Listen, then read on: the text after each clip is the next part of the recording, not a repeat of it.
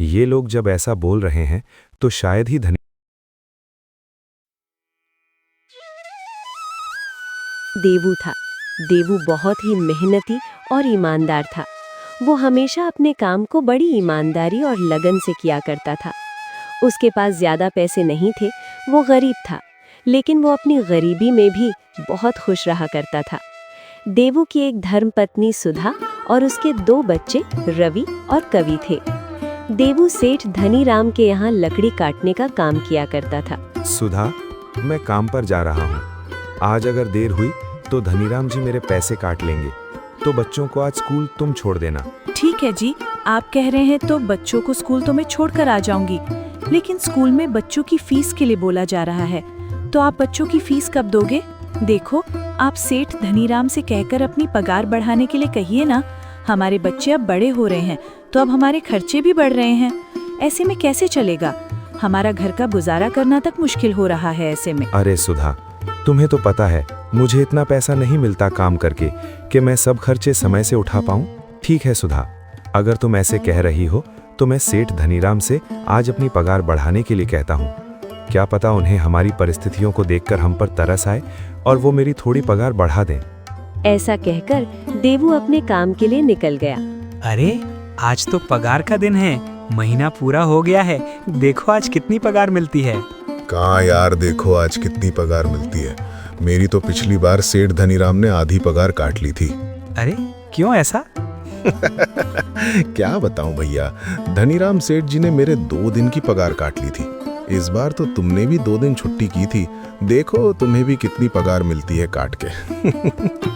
ये सब बातें देवू उनके पीछे खड़ा होकर सुन रहा था और मन में सोच रहा था।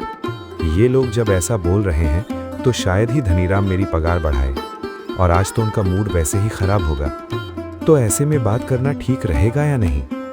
पर कोई बात नहीं, मैं कोशिश करके देखता हूँ। देवू सेठ धनीराम के पास पहुँचता है और बोलता है, सेठ जी, आज महीना पूरा हो गया है और मुझे पैसों की भी बहुत जरूरत है। बच्चों की स्कूल की फीस भी भरनी है और घर में खाने को राशन भी नहीं है, तो आज हमें हमारी पगार दे दीजिए। देख भाई देवू, इस बार बाजार में बहुत मंदी है, तो अभी कुछ दिनों रुको, जब माल बिकेगा तब मैं तुम्हारी पगार दे दूंगा। इतना सुनने के बाद देवू वहां से निराश होकर अपने घर आ जाता है। आ गए आप? लीजिए पानी पी लो। और क्या हुआ, आज सेठ जी ने आपको पगार दी? नहीं सुधा, सेठ जी ने कहा वो पगार अभी कुछ दिनों में देंगे, क्योंकि उनके पास अभी पैसे नहीं हैं। कि सेठ हर बार ऐसे ही करते हैं। आपको उन्हें बोलना चाहिए था कि बच्चों की फीस भरनी है और घर में राशन भी खत्म हो गई। अब खाओगे क्या ऐसे ही रहा तो? उस दिन सुधा के साथ पैसे को लेकर देवू में थोड़ी अनबन होती है, क्योंकि घर में पैसों की तंगी अलग और ऊपर से बच्चों की फीस अलग। दिन काम करने के बाद देवू को सेठ धनीराम बुलाता है और कहता है, सेठ जी, मेरी पगार में इस बार 500 रुपए कम है, ऐसा क्यों? देख देवू, पिछले महीने 2 दिन तुम नहीं आए थे, तो कम पैसे मिलेंगे। देवू उस रात सो नहीं पाता। वो समझ जाता है कि सिर्फ लकड़ी काटने से उसके बच्चों का भविष्य नहीं सुधरेगा। अगले दिन देवू जंगल के उस हिस्से में जाता है जहां सेठ की नजर नहीं थी। देवू को वहां एक पुराना गिरा हुआ साज का पेड़ मिलता है।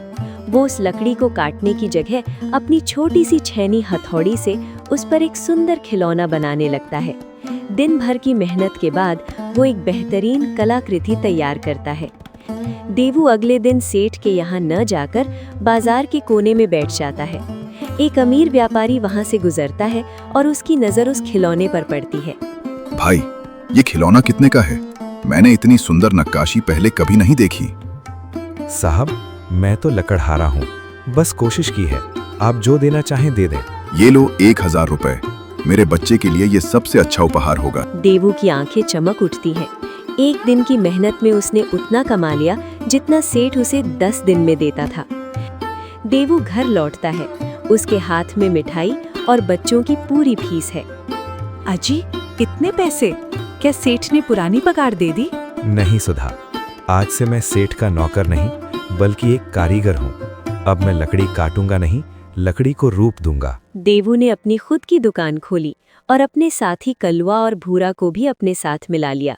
धनीराम की दुकान खाली हो गई और देवू का घर खुशियों से भर गया।